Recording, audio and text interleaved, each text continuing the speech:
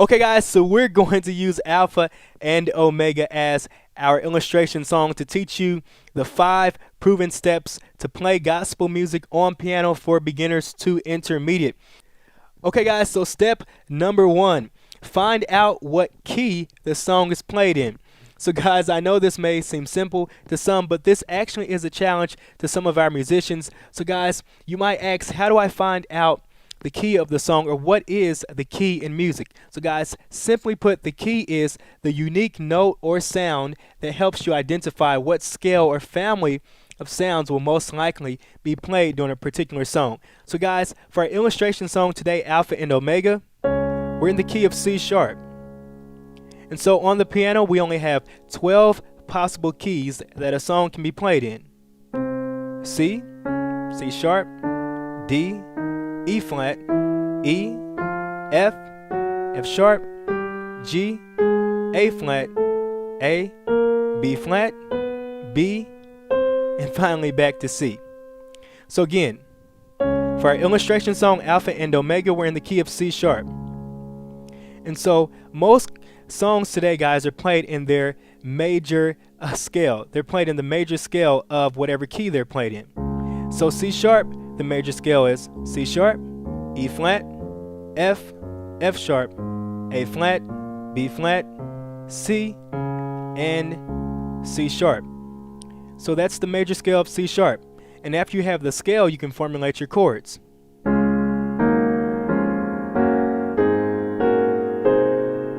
Okay?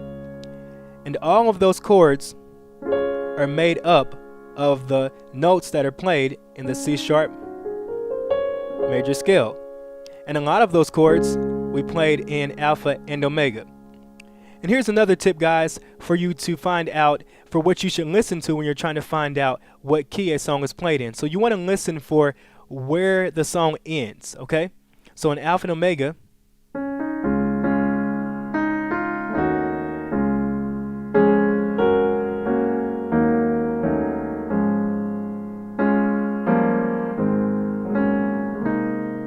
here comes our ending, okay? So it ends right there on the C sharp. So that's a quick tip for you guys to find out what key a song is played in. Okay, guys, and then finally, here's our last tip for you. If you want to find out how you can play other major scales, here's a quick pattern. So in C sharp, the next note in the major scale is E flat. So technically, that is a whole step from C sharp because D is in the middle, and D is considered a half step from C sharp. Okay, guys, so the pattern for any major scale is whole step, half step, whole step, whole step, whole step, half step. And you can use that pattern with any key on the piano. Let's go to the key of C. So the pattern is whole step, half step, whole step, whole step, whole step, and half step. Okay, guys, so let's move on to step number 2. Listen intently to the soundtrack.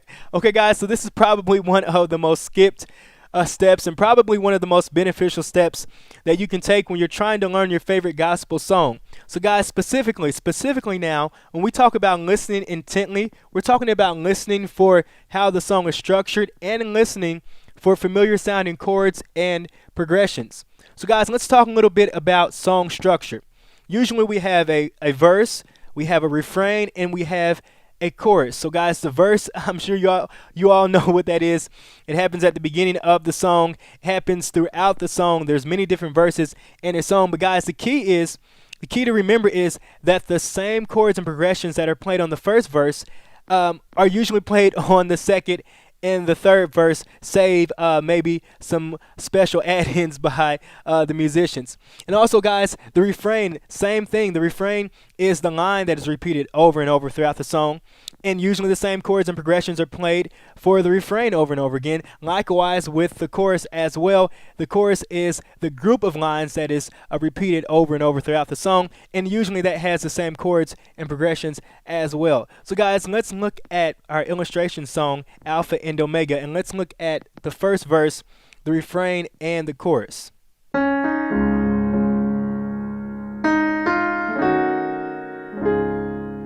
Okay guys, so that's our verse right there. You are Alpha and Omega. Because what comes next is our refrain. Remember, the refrain is the line that is repeated over and over again throughout the song.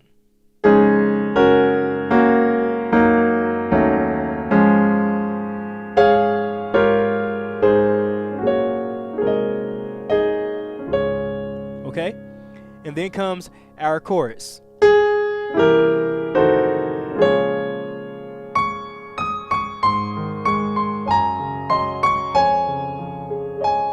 Okay, there's the chorus, because what comes next, guys? The refrain.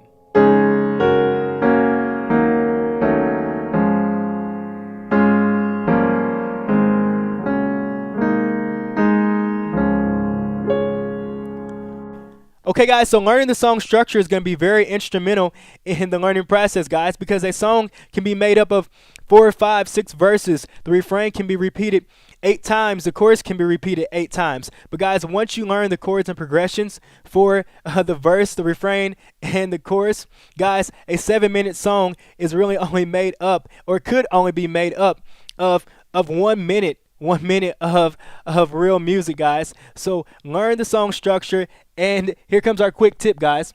Understanding the song structure will make the learning process a lot less intimidating, guys. So learn that song structure.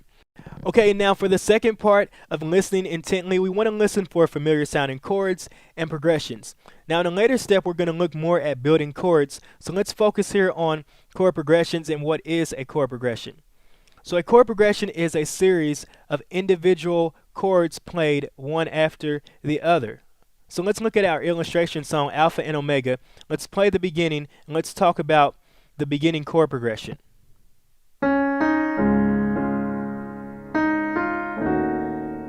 Okay, so that's a chord progression right there. In the left hand, we move from C sharp, which is the 1 of our C sharp major scale, to E flat in the bass, which is the 2 of our C sharp major scale, back to C sharp, the 1 of our C sharp major scale. So we play chords over that bass. Okay? So that could be called a 1-2-1 chord progression if you wanted to. Okay? Now in gospel music, we have chord progressions that are played more often than others, and those are going to be called our common chord progressions. So they're recycled over and over again throughout many different gospel songs. In Alpha and Omega, we have one of the most commonly used chord progressions in gospel music, which is our 7-3-6. Okay? So that's the part of the song where they say, "We give you all the glory," okay? Okay? And you can hear that all throughout gospel music, guys, okay? So why do we call it a 7-3-6 again? Because C is the 7 of our C sharp major scale. Let's count up. 1, 2, 3, 4, 5, 6, 7. So we have our 7 to our 3. 1, 2, 3. To our 6. 1, 2, 3, 4, 5, 6, okay?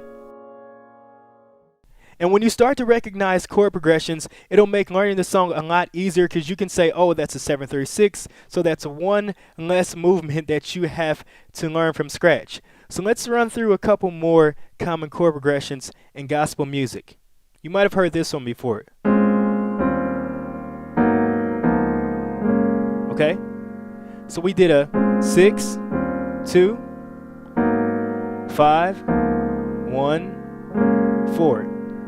Or maybe this one. 5, 1, 4. Okay? Or maybe this one. 4, 6, 2, 5, 1. Okay? So those are just a few common chord progressions. We just wanted to go through those to kind of give you an idea of some of the common chord progressions played in gospel music. So guys, start to recognize those chord progressions, and then it'll make learning the songs a lot easier. Okay guys, so let's move on to step number 3. Learn